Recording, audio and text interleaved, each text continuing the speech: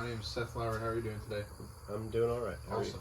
Good. I'm a student physical therapist assistant, and I noticed you had a pretty significant hip surgery recently. Is that correct? Yes, sir. Okay. So after that hip surgery, I just wanted to go over 3 quick things that you absolutely cannot do, and with recovery to this hip, make sure it heals correctly. Okay. So the first thing that we want to avoid doing is bringing our knee up to our chest, or even our chest down to the knee to bend over or pick something up. So you always want this angle to be open 90 degrees or greater to avoid dislocating that hip again. So can you repeat that step back to me? Yeah, so I don't want to bring my knees to my chest or my chest to my knees by bending over. Try to keep it open with a 90-degree angle. Correct. So does that mean you can sit in a low chair? Probably not. Right. Good. And does that mean you can bend over to pick something up off the ground? That's a definite no. Okay. So yeah, good job. We want to avoid doing that.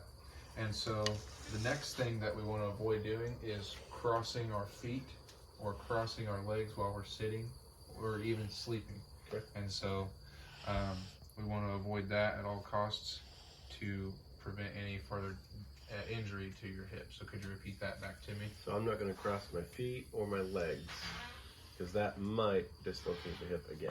Correct. Okay. And we don't. With that same step, we can't bring it past our midline or our belly button. Okay. The last and final thing is we don't want to bring our toe inside. We want to keep it pointing straight up. So what's that last step? So I want to keep my feet straight in line and keep my toes pointing straight up. Yes, Okay. that's right. And what was that first step again? Keep my feet in line. No, the first step the very first step we went over. About crossing my legs? Yeah. Or bending my chest? Yes. Okay, so I don't want to bring my knees to my chest. Yes. Or my chest. I don't want to bend over chest to my knees. Right. I want to keep an open position at a 90-degree angle. Right. And then what was that other one that you mentioned? I don't want to cross my feet at all or my legs because that might dislocate the hip. Perfect. Yeah. Very good job. So I trust that you are aware of the precautions that you need to avoid.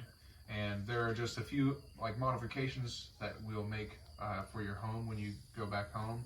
Your toilet seat will need to be elevated, and we have a pad that we can give you. And then your couch cushions, we want to make sure if they're too squishy, we won't be able to sit in that couch, or put a firmer pad on that couch so it doesn't sink down. Because if you sink too far down, then you'll be doing this, and we can't do that, right? Right. So, and then we may have occupational therapy get with you to get you some grabbers so you can bend down and pick things up, or Okay. some other things to make life a little bit easier during this time. So Sounds great. very good. Well, thank you for being so good at learning those steps today. Appreciate it. Thank you, Seth. Yep.